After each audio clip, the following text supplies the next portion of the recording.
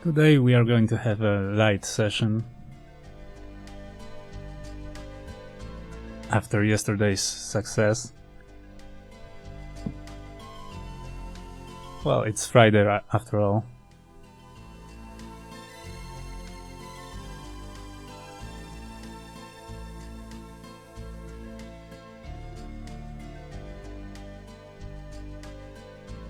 And also I'm afraid I may have some disturbances.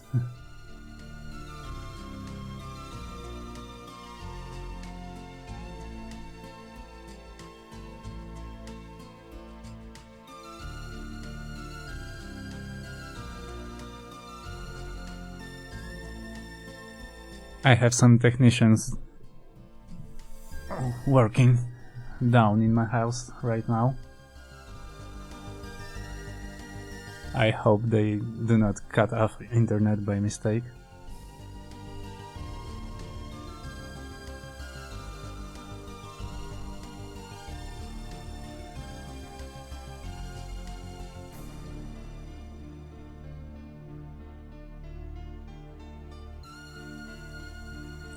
Since yesterday I've been working a little to clean up the sources of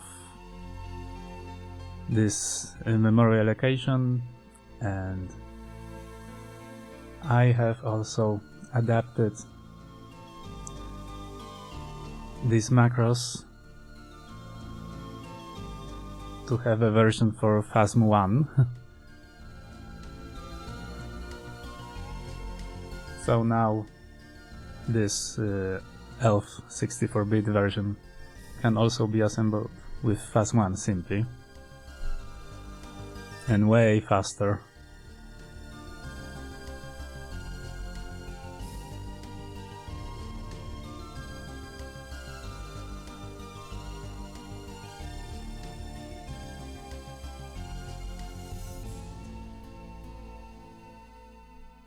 And this went public.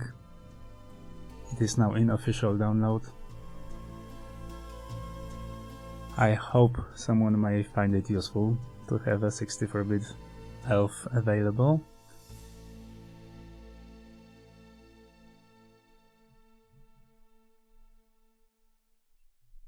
I personally do not like an idea of having a system like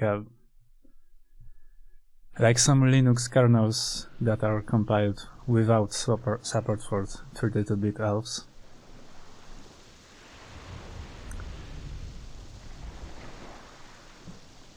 (16-bit) I understand why you would want to cut it, like Windows did, because then to support 16-bit programs you would have to switch to legacy mode. But there is a sub-mode of long modes called Compatibility mode that allows 32-bit code to run in long mode with no problem. And I really see no reason to not use it. This is a great feature of AMD 64 architecture, that in long mode you can still switch freely between 32-bit and 64-bit code.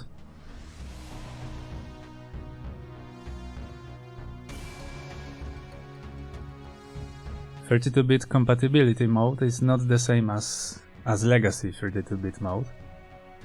It shares the addressing and page tables and everything with long mode. It's just long mode where you switch to 32-bit code.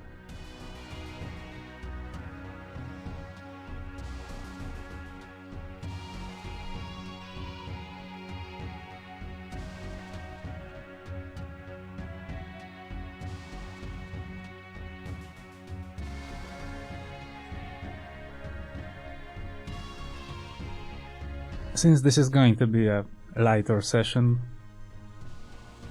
feel free to ask any questions. This might be a good moment to ask whether you have a question for me about FASM development or FASM coding in general.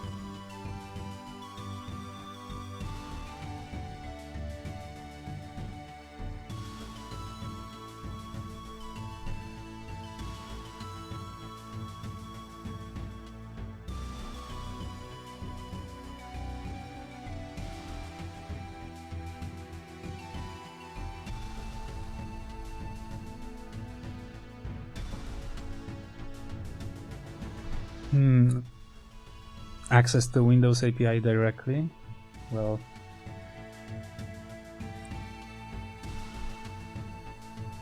you still need to have API loaded into memory, and API resides in DLL files.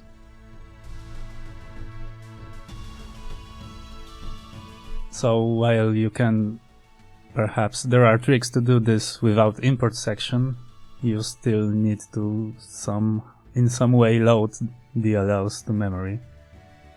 Otherwise, memory contains no code that you can call, no API.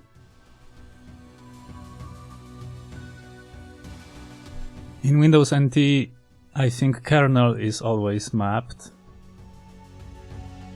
So you could try to find manually kernel in memory and deconstruct its import section also manually, and then call functions directly. There was someone on fasm message board that was doing that. There are some samples.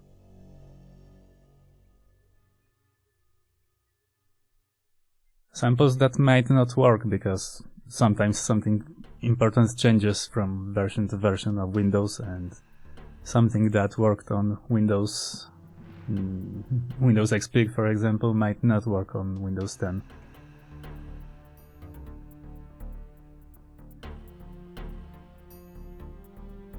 Oh, my calling convention.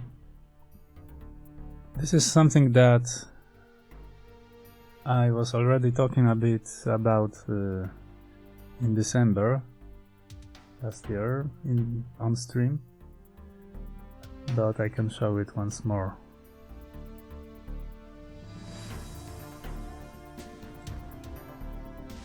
Which one is going to be a good example? Perhaps assembly module in general.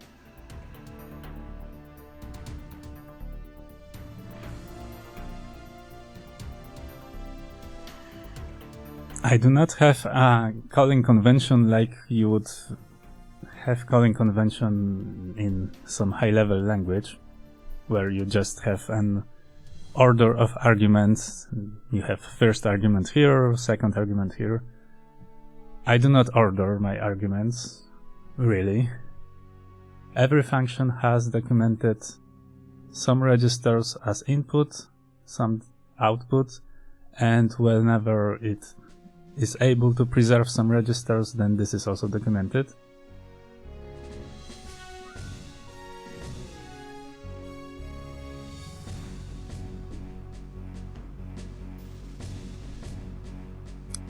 So every function has its own setup, its own convention, let's say. And you should rely on this, what is documented, and only on this. So, for example, if it is not documented here that it preserves some register, then, like here, there is no EBX here, then you cannot rely, when calling this function, that it would preserve that register. Everything needs to be documented exactly, and this is how this is in fact a very similar convention that I used in FASM1. The problem with FASM1 was that it was not well documented there. I just used to remember which function did what. Obviously, that's not a good thing to do. So now in fasmg, I pay attention to have a complete documentation for every function. And when you use the function, you should rely on what is documented.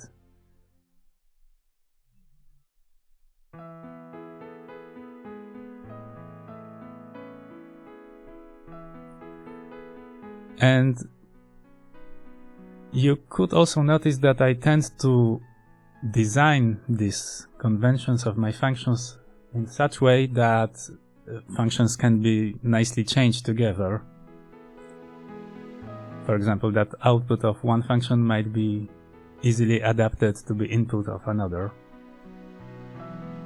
So I have some general rule of thumb conventions that, for example, ECX registers is usually some count or size or length.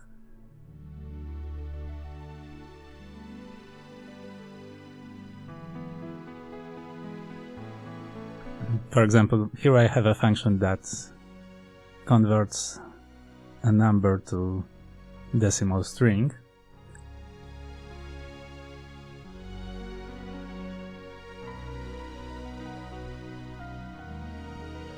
And this output can then go directly to displayString function.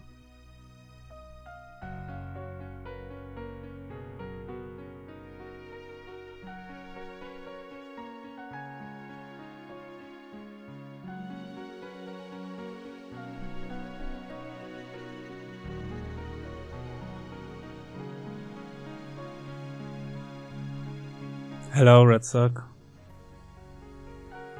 It's good to see you.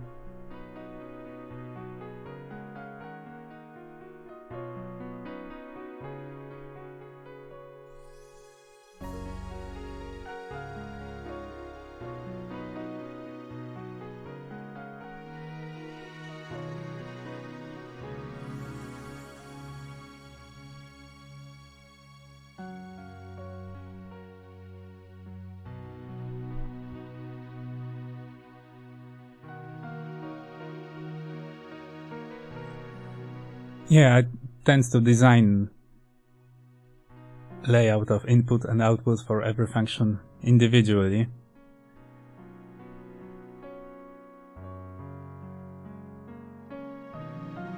Using general rules, like I said, that this is usually some size, this is usually pointer to something,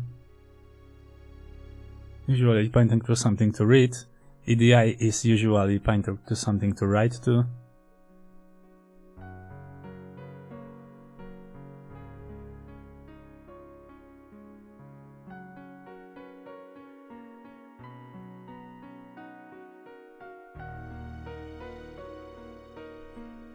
What kind of values do you mean?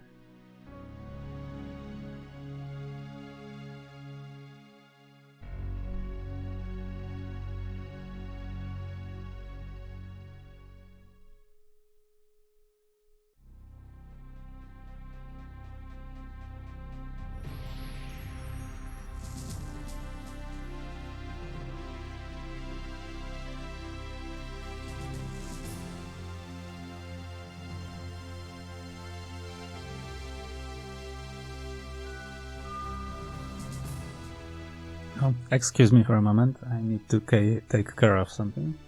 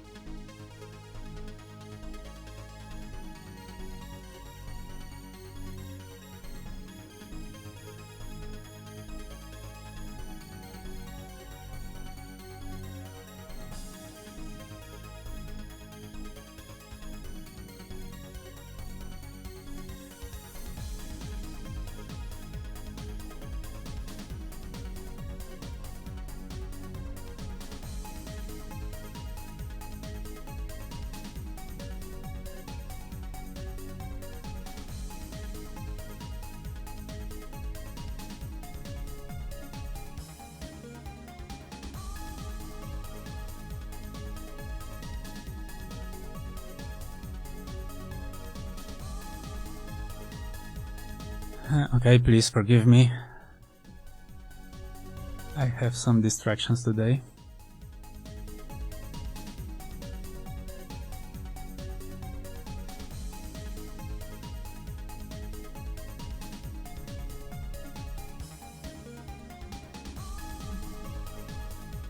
Yes, for every function you need to know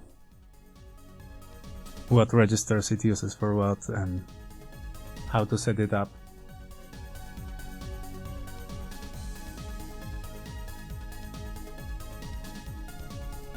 The last time when I was explaining this, I mentioned that this is inspired by how API in DOS used to work.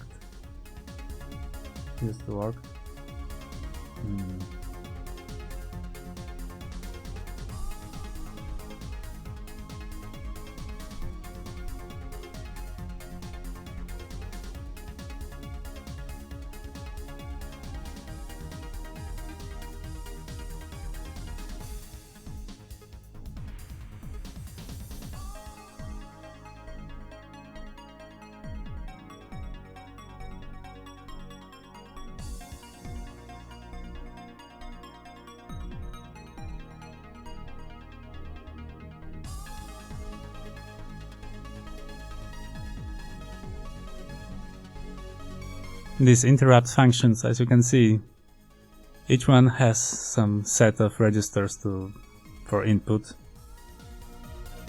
and there was really a true general rule like a calling convention in modern world.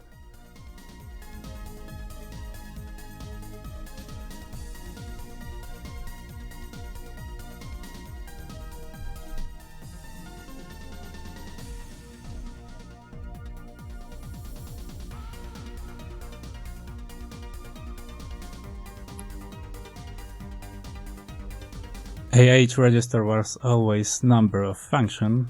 Well, this is similar to number of syscall. But then you can see this function used bx register, this did not use bx at all, just dl and si.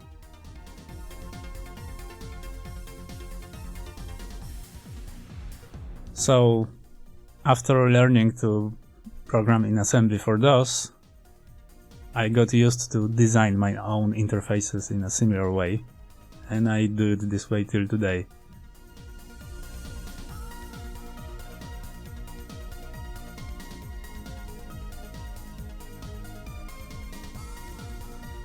But DOS in general used AX to return as a return from function, so at least this was a convention.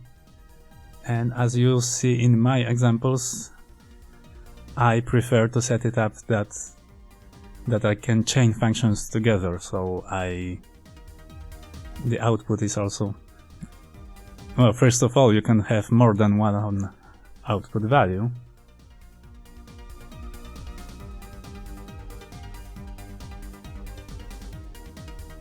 I have some quite complex functions. Oh, like this one. You can see there is a lot of input, lot of output.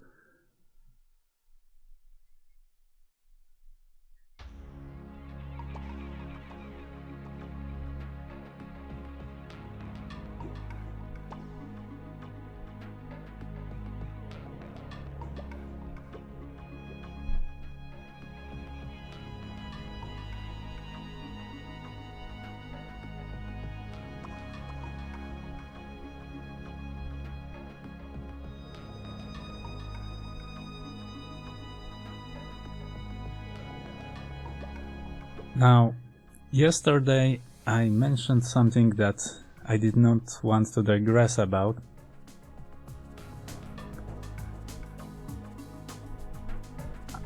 About this instruction.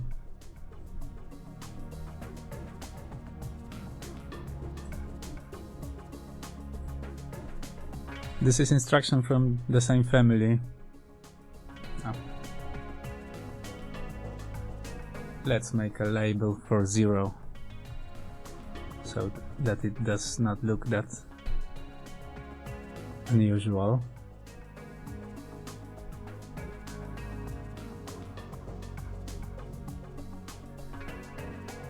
I mentioned that this is an instruction that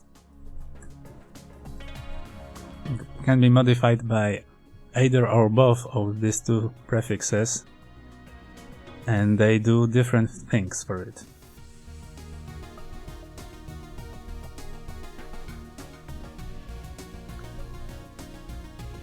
So first we can modify it like this.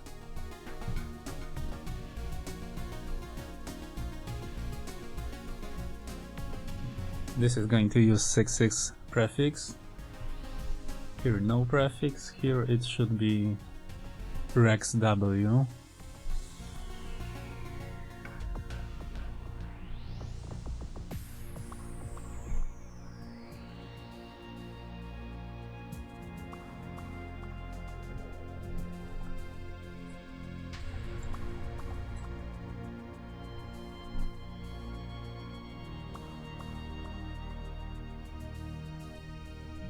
Oh, right. I mixed up things a little.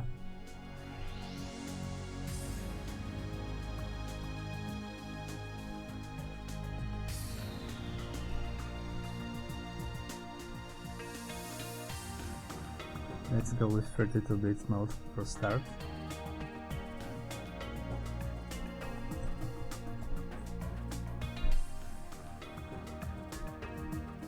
Yes, this is 6.7. My mistake. This is why you cannot encode it in long mode. We are going to see soon why.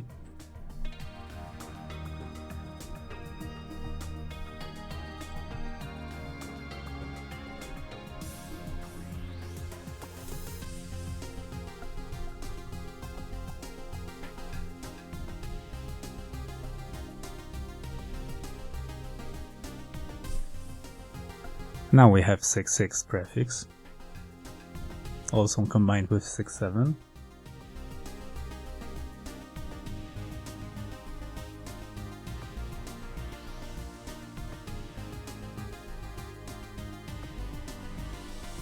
Well, let's use simply 0.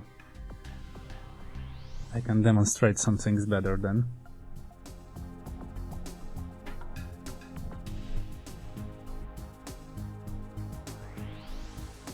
So we have variant with 6.7 prefix, no prefix, 6.7 and 6.6, and only 6.6. And each variant is different.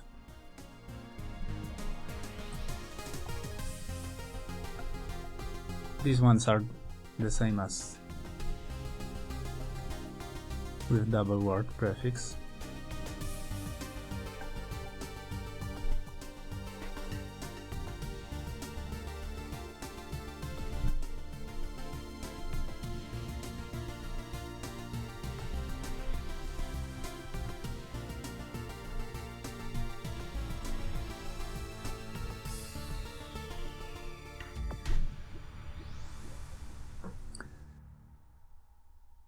So 6.7 prefix modifies the size of register that this operates on, CX or ECX,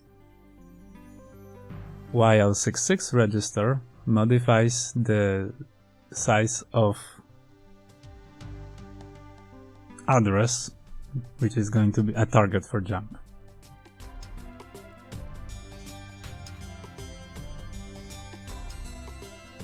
This instruction has a range of 128 bytes, forward and backward, so only short jump can be made this way. But when the target is a 16-bit address, like here,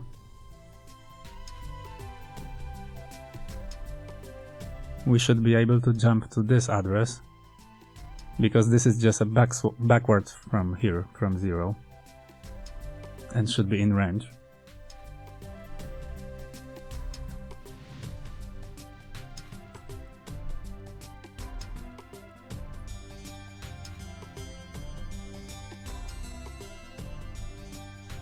While here, this might not work. Yeah. This one does not work, this is out of range.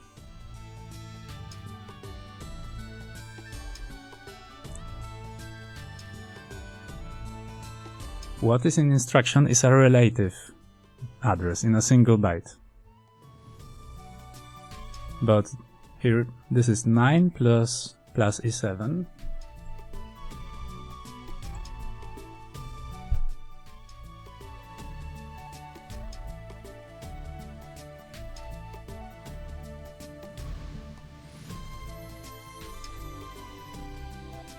And this E7 is sign extended.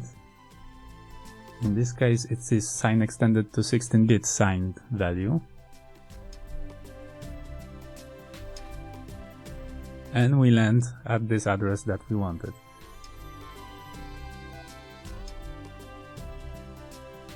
If this was not word but double word, so if this had no 66 prefix, then this E7 would be sign extended to 32-bit value,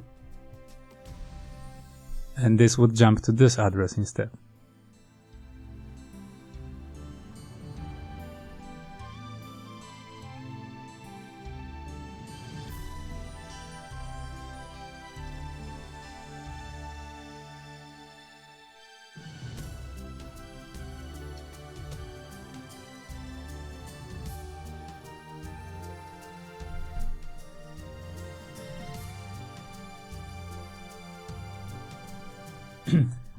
Let's look at the simplest one with no prefixes.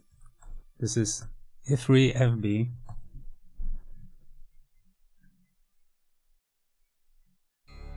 This is Upcode. This is relative address.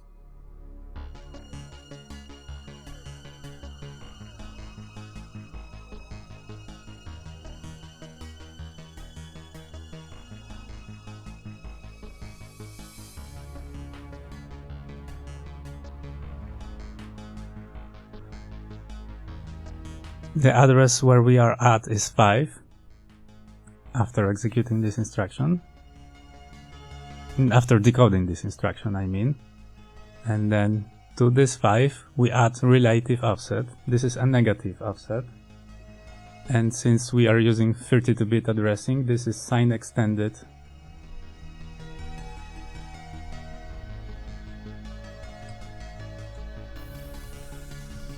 This is a 32-bit value after sign extended it, and we add it to 5.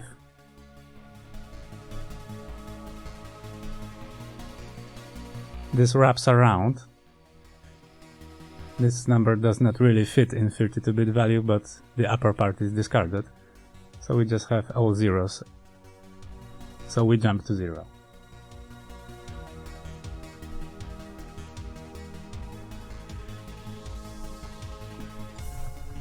Alternatively, I can perhaps demonstrate this.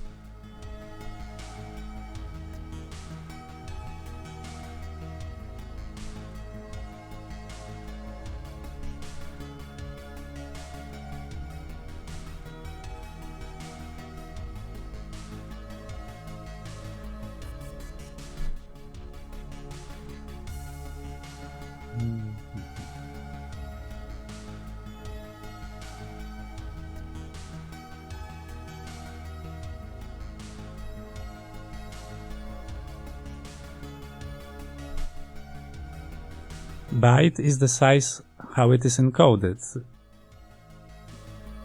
Word and double word applies to the address that is calculated. Oh, excuse me for a second.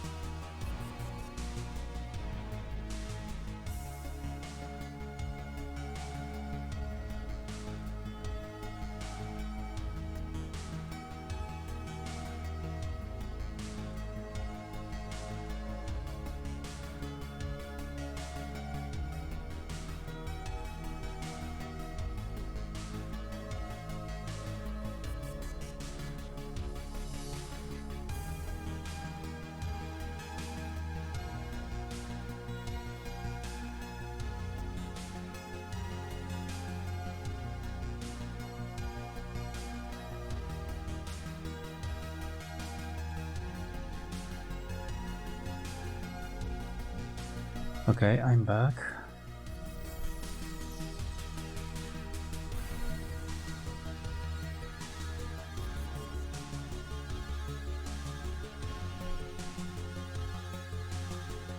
Now, here we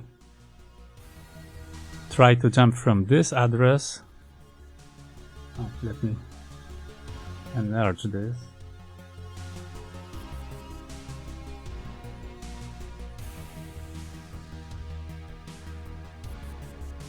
We try to jump from this address to this address. Normally, this would be out of range of short jump. This is a too large distance to fit in a byte. But when we truncate it to 16-bit addresses, then it should work. Well, already disassembler show us that this jumps to this address.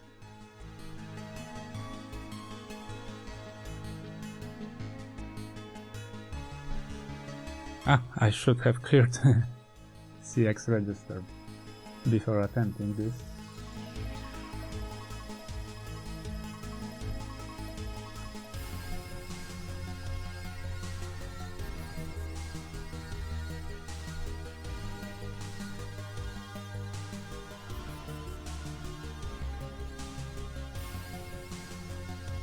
Okay, we have jumped to this address.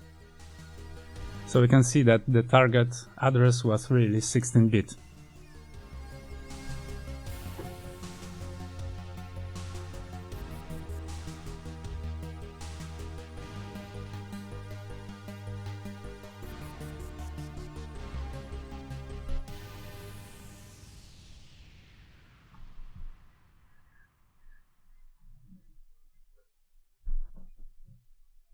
And the same applies to loop instruction.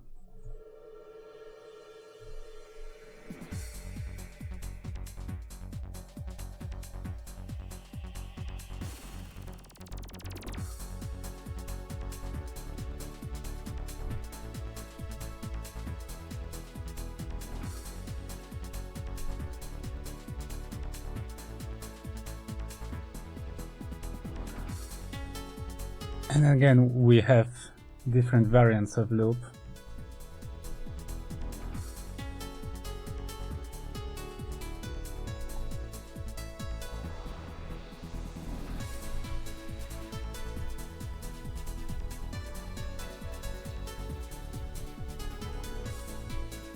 This is not going to work, this is out of range.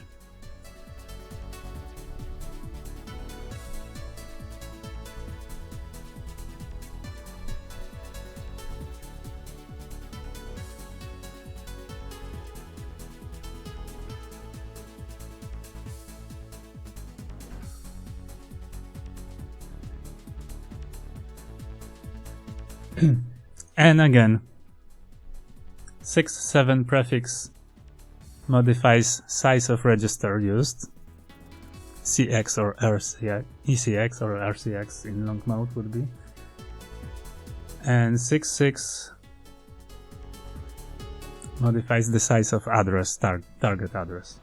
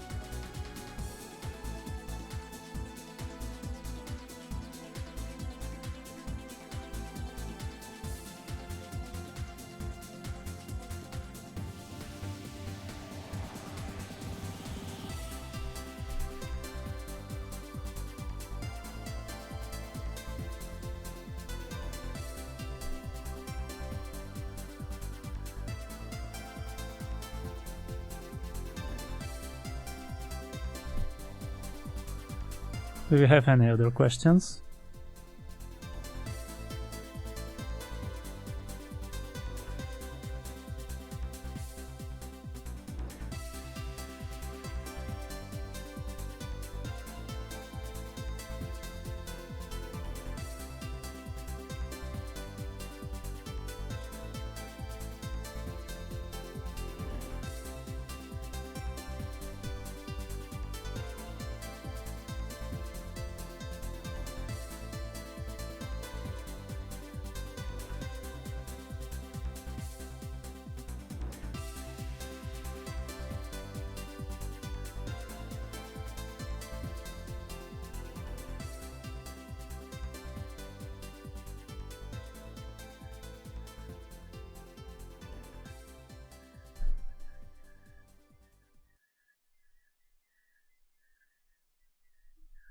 No, this is not done automatically.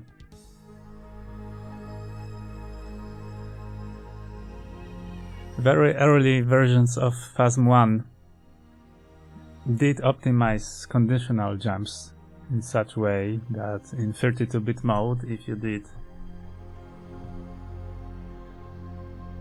JZ, any conditional jump, and target was too far for a short jump, then it would at first attempt to create a 16-bit jump with prefix.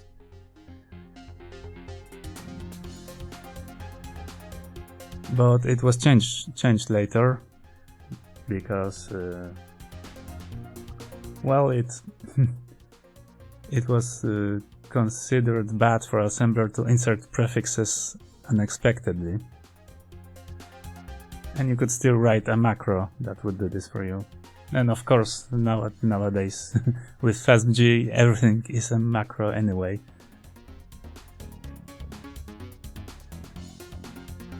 So yeah, this is one of many optimizations that can be done with additional macros, but fasmg, in very early versions of fasmg used to optimize like that, but later ones not.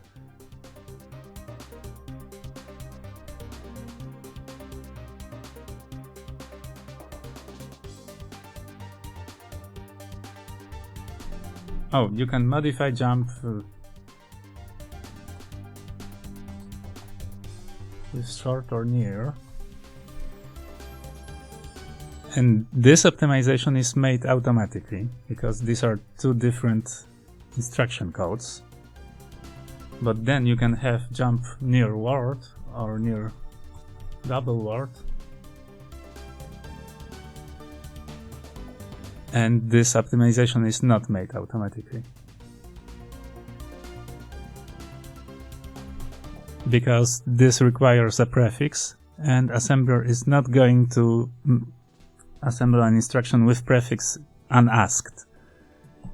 You need to explicitly ask for a prefix with override like this one.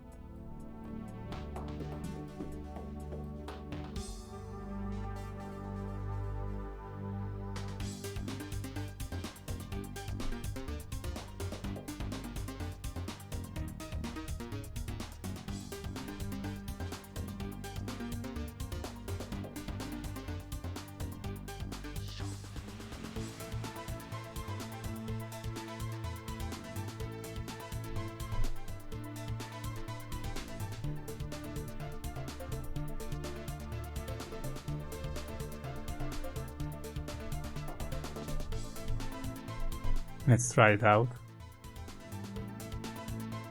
This one is obviously out of range.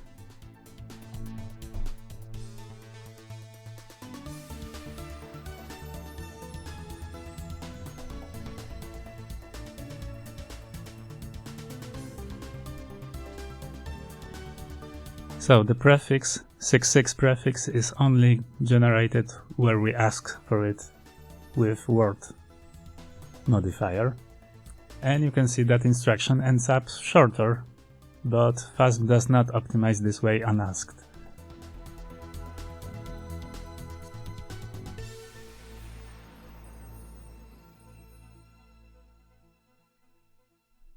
Longest possible instruction.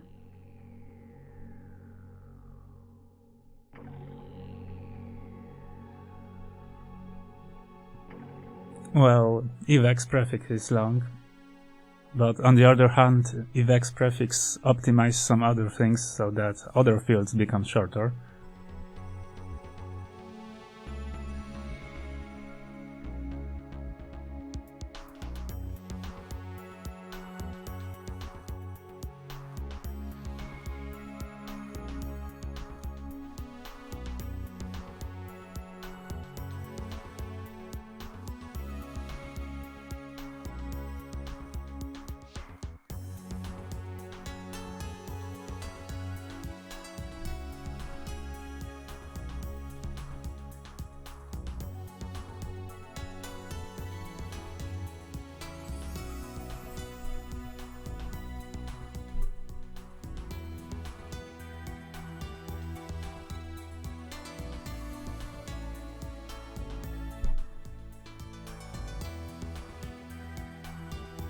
Let's look in the manual for some hints.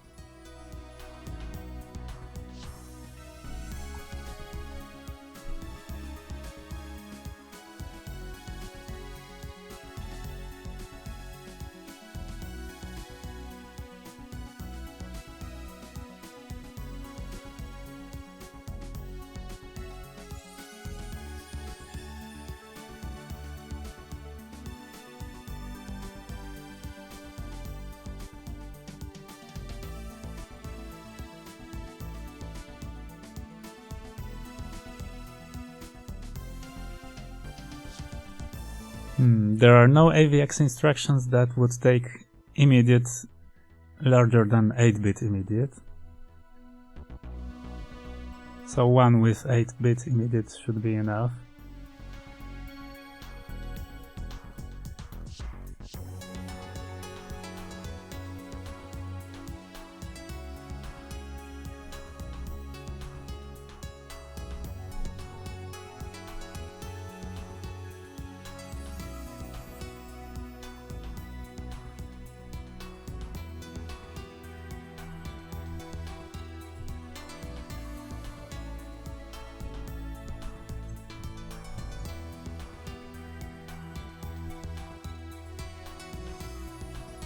We need SIP addressing with full displacement.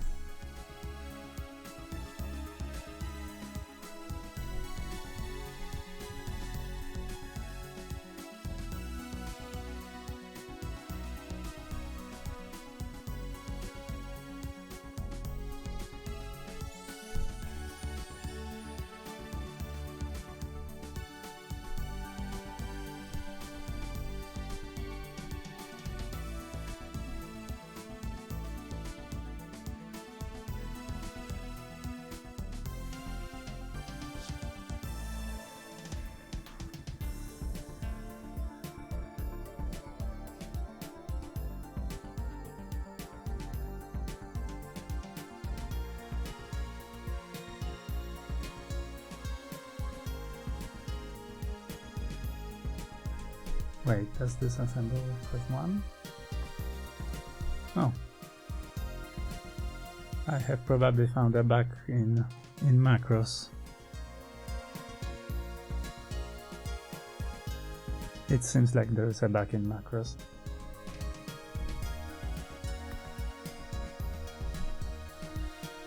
Let's take a look.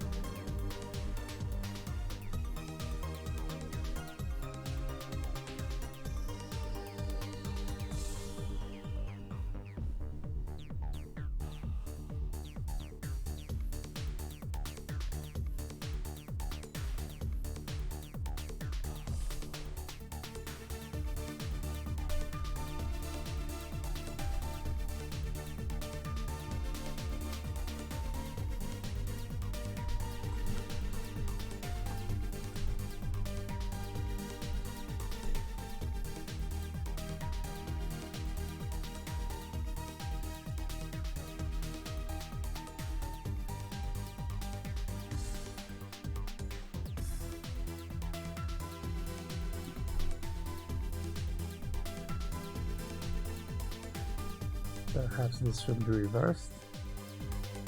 Yeah, that works now.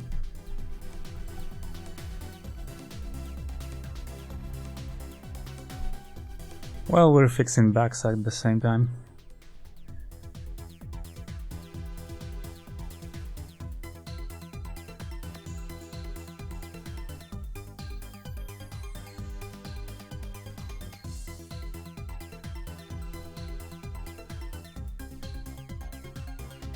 Oh wait, we can make this longer by using 32-bit addressing. This is going to add 6-7 prefix.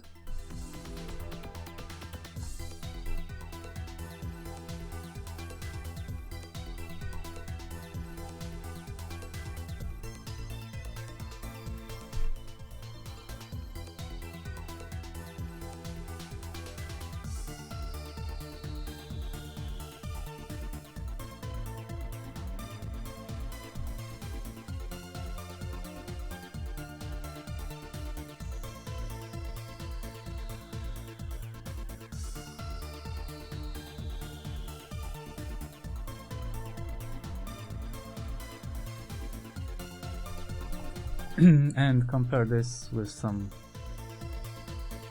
classic instruction.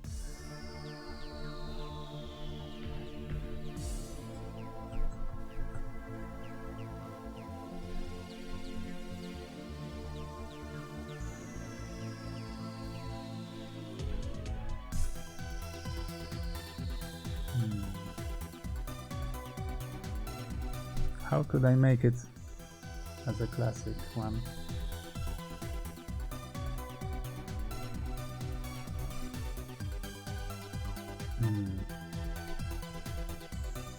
I can still add another prefix.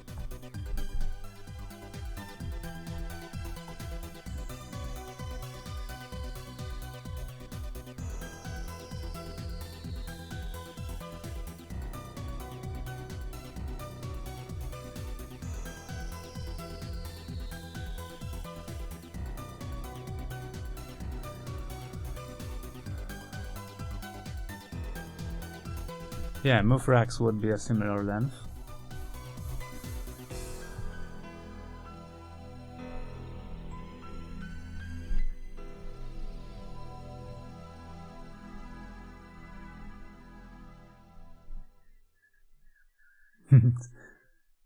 So we have a tie here.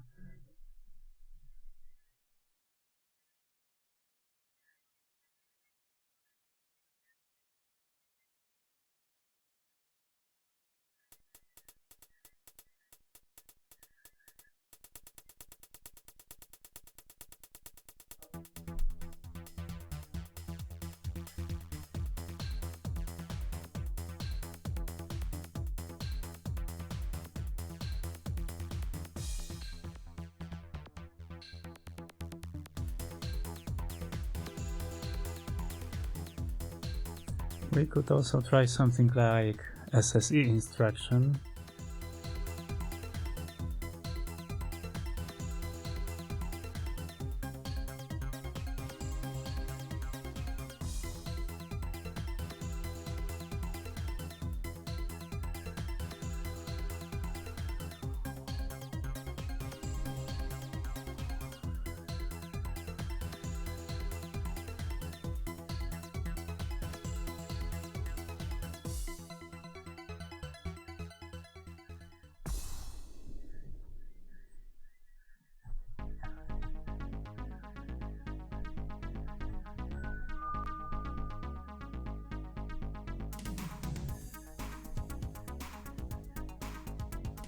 Oh, please forgive me for a moment again.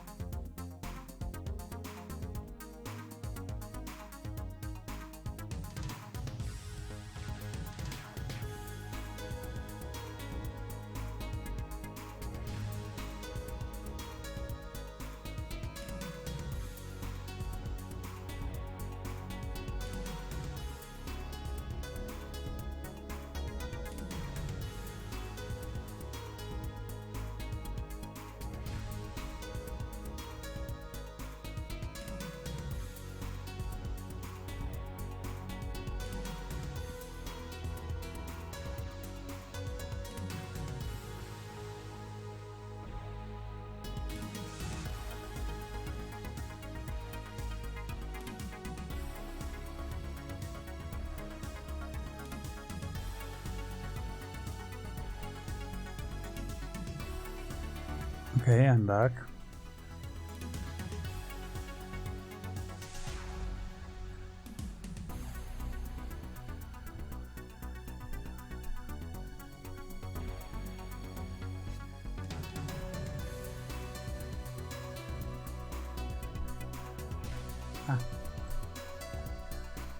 This is another extension, isn't it?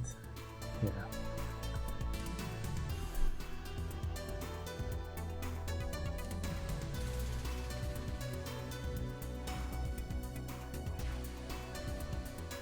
Quite long, but still not as long as this one with evex.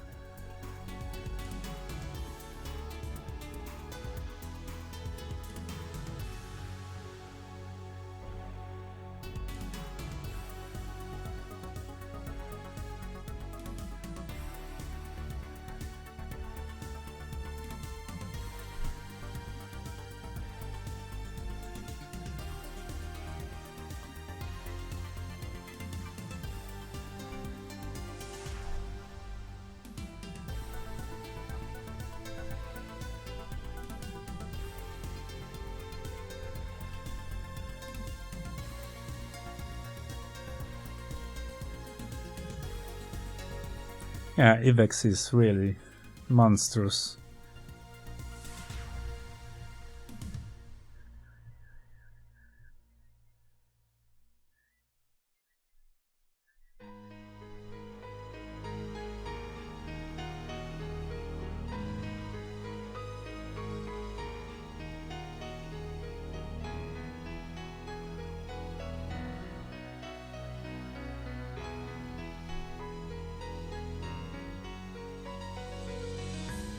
But normally you would get shorter instructions with AVX.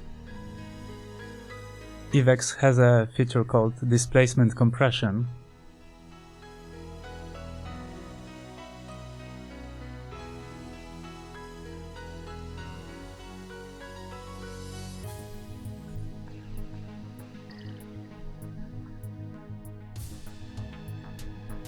Let's take a look just at this one.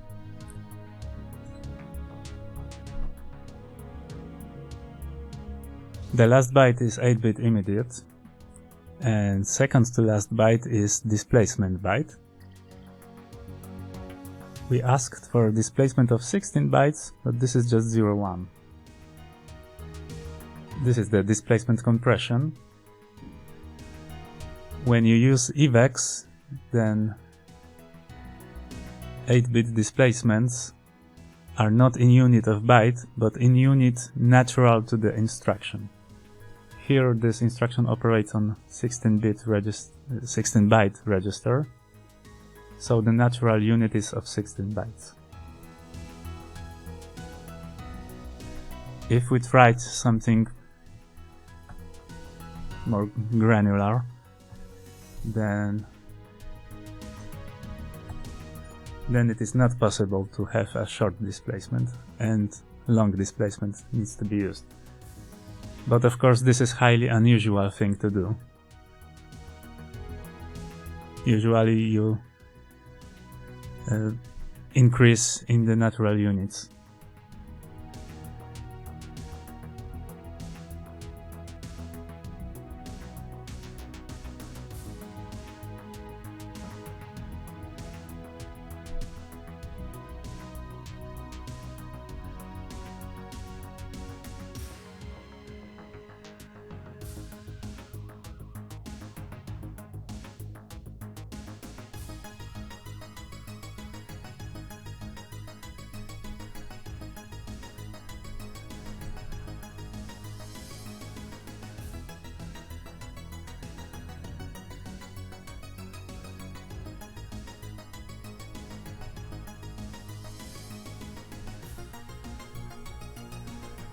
We can compare this in a classical with classical SSE encodings.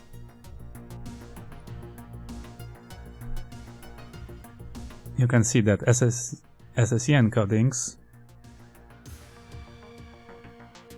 these are small displacements, they can use a single byte. This is already too long displacement, it uses a longer encoding. And with AVX 512 with EVEX encodings, the situation is much different. Here this cannot be encoded because of compression as a short displacement, it needs to be long displacement. While this one can be compressed to a short displacement because this is just 8 units of 16 bytes.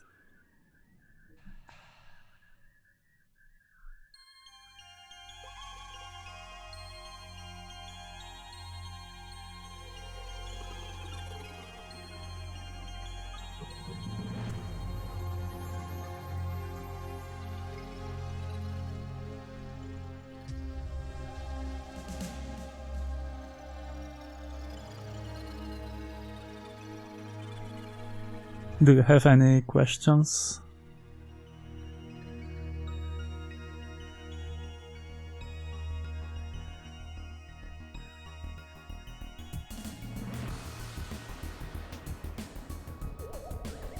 Yeah, the leading bytes are the same because the leading bytes are 67 prefix and then EVEX prefix. 4 bytes of EVEX prefix.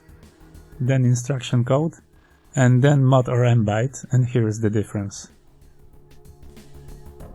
You may recall that mod is what the upper 2 bits of this byte are what determines whether we have a short displacement or long displacement.